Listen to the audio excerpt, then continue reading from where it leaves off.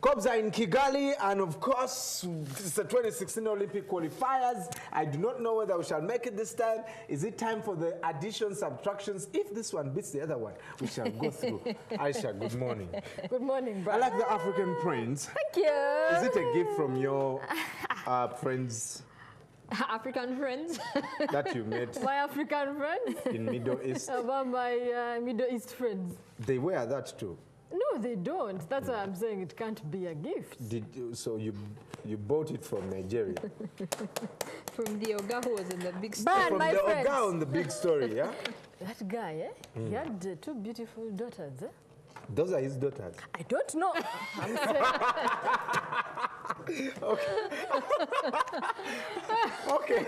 I am not sure. Joel will clarify. Joel will they were let us beautiful, know. at least. Clarify about our chances in the 2016 Olympic qualifier. We definitely have a shot, especially against this Rwanda side that have been in the rebuilding process a little bit long. I think in terms of the under-23, Rwanda surely do have a bit of an advantage because I think they have a lot more structures and they've had players that have come through the system. You're looking at people like Andrew Butera, who used to play down here for Proline. He is a Rwanda international as well now. He's playing for APR right now in Rwanda. But we have summoned a pretty good squad when you look at the squad that is going to be traveling today. Salim Jamal makes it as one of the goalkeepers. James Aritho, Matthias Chigonya as well is part of the goalkeepers. The defenders include Patrick Mbowa, Shafik Bakaki, Ibrahim Chiemba, Fred Nkata, Joseph Nsubuga, Timothy Awani, as well as Sadat Chambade and Brian Ocho. And the midfielders do have Deus Bukenya, Keziron Chizito, the man from Vipers. He has been on very good form. Thomas Iko from the KCC side, Derek Teko, Martin Kizam, Muzamiri Mutiaba, Tadeo Luanga, Farouk Mia, the MVP from the league, as well as Abel Eturunde and Khalid Aucho from the Kenyan league, who is coming is still pending because they have not released him. His club has not yet released him. As well in the strikers, you will see the usual suspects therein. Fad Tokov, Godfrey West Sibamba, Eric Sechisambu, Umar Kasumba, and John Semazi make the squad that will be traveling with Mitchell to try and beat up on Rwanda. That game is tomorrow at the Amahoro Stadium in Rwanda. It's not going to be broadcast? Not yet, as per now, no one. But I'm thinking that Rwanda Television might carry it, maybe for Since them. we're playing Rwanda. Yes, but I think in terms of Uganda, not yet. The return leg is down here, so I think Ugandans will have a chance to see what the under-23 side look like. Awesome. Well, tell us what's happening in netball now. They're starting a campaign of sorts. You remember, we are rallying for money, rallying to get the team to Australia. Australia. But today they are launching a campaign, the I Love the Ukrainians campaign. It will be done at the arena, the Lugogo Arena therein. So it's pretty much all about getting Uganda, the Uganda Ukrainians to Australia. So that tournament, the World Cup is expected to go on from 7th to 16th August. They've got a couple of friendlies lined up as well against South Africa, Zambia, and Malawi. And then, of course, that African Netball Cup, which they are supposed to participate in. So, and with that, they're going to launch the official song. There'll be a song, the official netballs, as well, and they are going to use, something catchy, I hope. So that's going to be taking place at Logogo at between 2 p.m. and 5 p.m. For the Ukraine. So hopefully it's really open. So everyone, Ugandans, we need to give money there to these ladies and they go represent us very well. To Australia. Do we have any corrupt officials in netball? So that we would expose them now and they don't travel with their team. Because they will steal the money we give them. No, they've been pretty straight, and I think they've been pretty straight. We should be able to bring in one or two, or even some of the players. I think, I know Peace Proskovia, as a matter of fact, is one very saved lady, and you will see the manner in which she speaks in. It's all about a really straight path. So awesome. Should be a good campaign. All right, let's talk about volleyball. The National League serves off tomorrow, but who is likely to take the first day?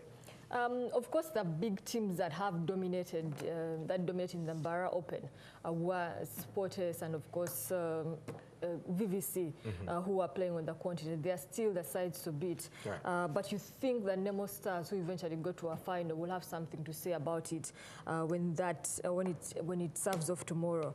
Then, of course, there's news coming in that KVC did manage to get sponsorship from Brussels Airlines. So this is good for volleyball, I think. With the league itself being sponsored by NSSF, it makes for a good read when you have clubs getting shirt sponsors in way of that. KVC themselves start off with Nkumba. Yes. Okay. They start off with Nkumba at 6 p.m. tomorrow. And then, of course, VVC will be up against Ndeje Elites. This should be a cracker of a game. In the women's at 4 p.m. Earlier on, Sportes will be up against the KCC at 2 p.m.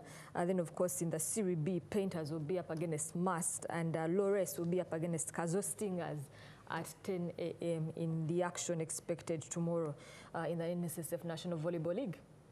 Well, in the National 50 over Cricket League, what questions will rounders be asking title hopefuls Tornado B? Yeah, very little, I think. Tornado B have simply been the side to beat. They've had a few issues here and there, but I think they have sorted them out, and they are still going to be the side to beat. They signed well. I think as a squad they've played together. They won it unbeaten last year around.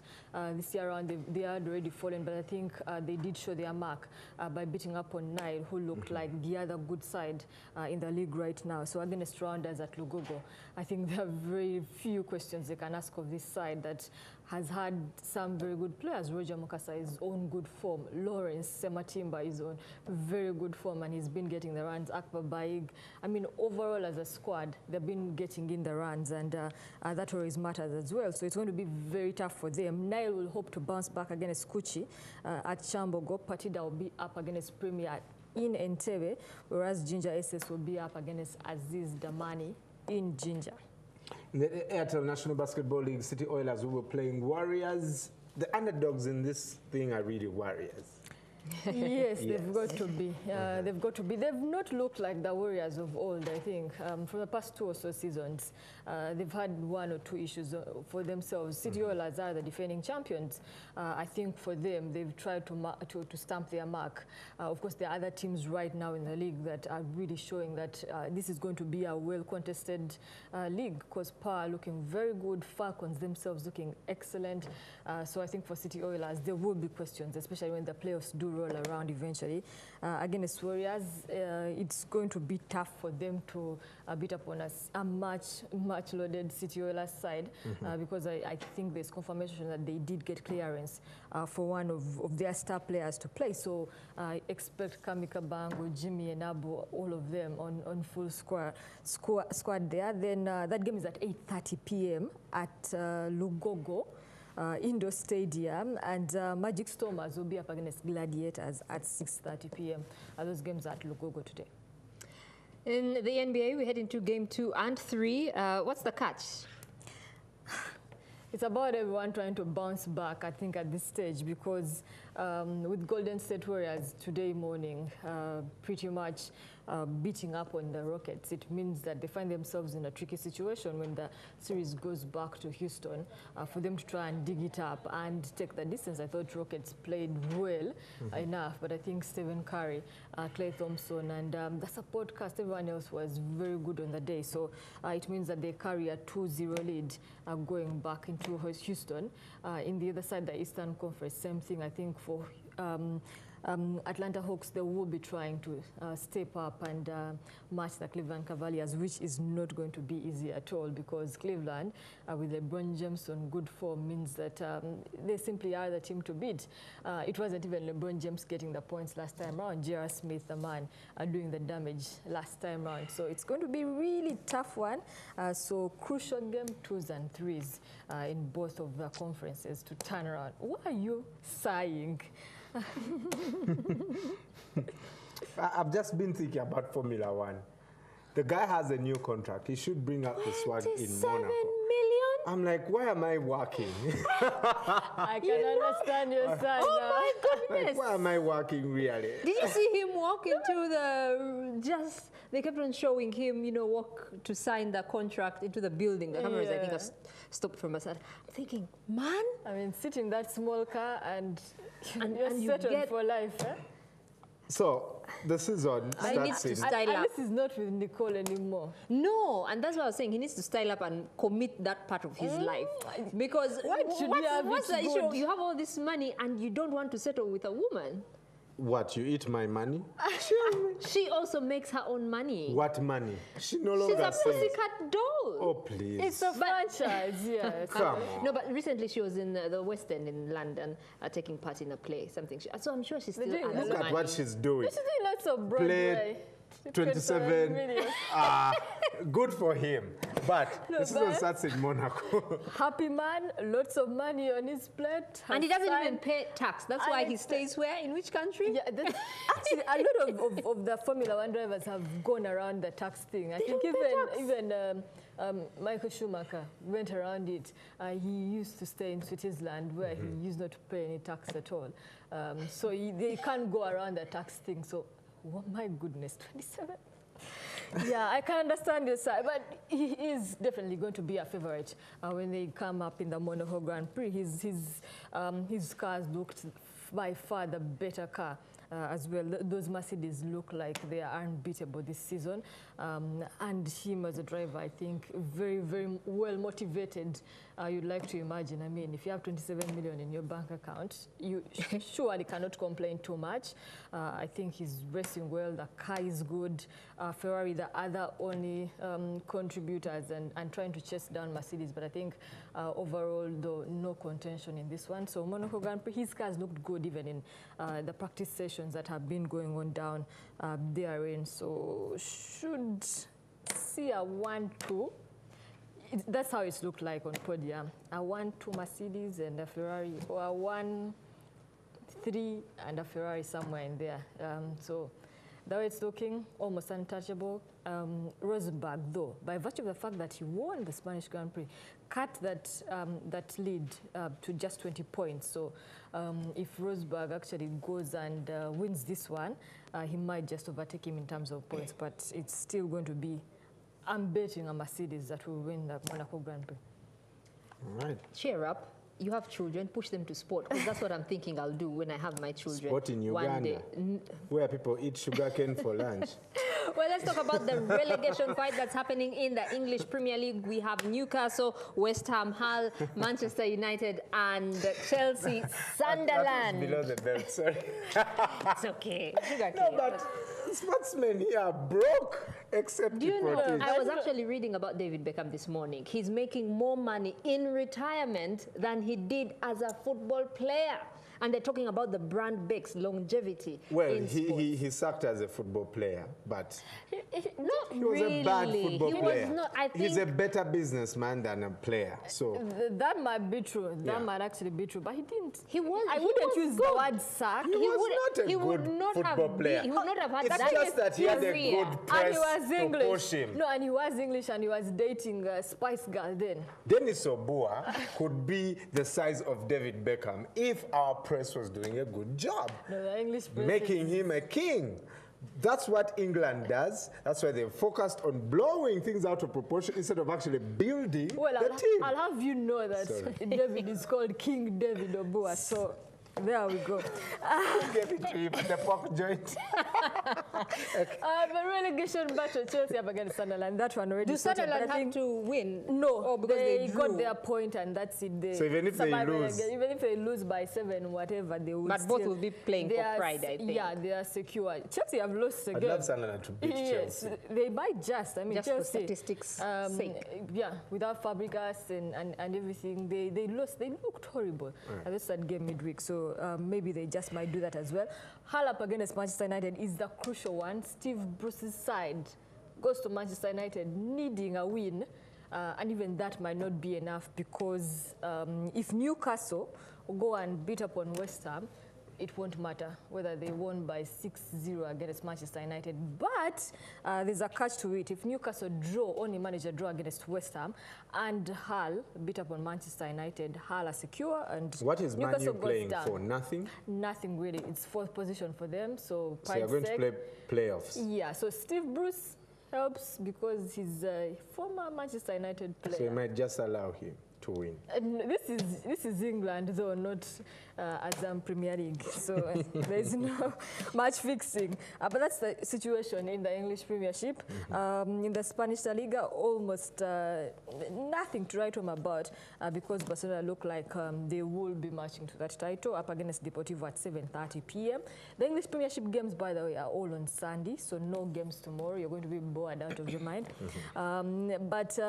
Yeah. Real Madrid took on Getafe at 9:30 p.m. as well. And they're talking about a new coach. Yes. Looking at Rafael Benitez from Napoli. Yeah. Surprisingly, they will not renew Ancelotti's contract. And I don't know about Benitez. I mean, he's not that sort of coach, I think. Are they playing Champions League football? They will. They will finish second. He's good. In Champions League football? I think for tournaments like those. The smaller ones. I would think the smaller cup tournaments. No, I think he's a tournament coach. Bring him. For big. He's a tournament coach. He knows how to win the big games. At the end of the day, you've got to question how much of motivation that Real Madrid side want to. I mean, they were obsessed with getting that Champions League. That 10th title. They were obsessed with that 10th title. When they got that one, it's sort of into the bag and all. Even for the president and all, you will not see anyone shouting too much about it. Champions League. I think now they want to cement their domestic form. He won't take the domestic title league, because I think Atletico have dominated it. Barcelona now have come and dominated it in a season where I thought Real Madrid ought to have dominated it. Barcelona started off horribly. The season they were still trying to gel and all. So I think they want the domestic form, which is not something Benitez can deliver. So tough one. More at 1:30 p.m. with Lumansi, Alan and Isma. Catch all the analysis there. But we're also thinking, you know, Mabel was mentioning marketable sports personalities. Yes. Eugenie Bouchard, the Canadian tennis player, number 1. Number 2 is Neymar, Brazilian footballer. And number 3 is the golfer, Jordan Spieth. What does that even mean, like marketable sports? I think eventually, like in the future, these are the guys that will be earning the millions that, say, Tiger Woods is earning right about now. Okay. And because you can look at them, they're all very young and they're all at the top. Or at least it look like they will be dominating there. Breakout stars in like 10, they're going to be dominating years. there. Because some of them are already. I mean, Jordan Spieth did win.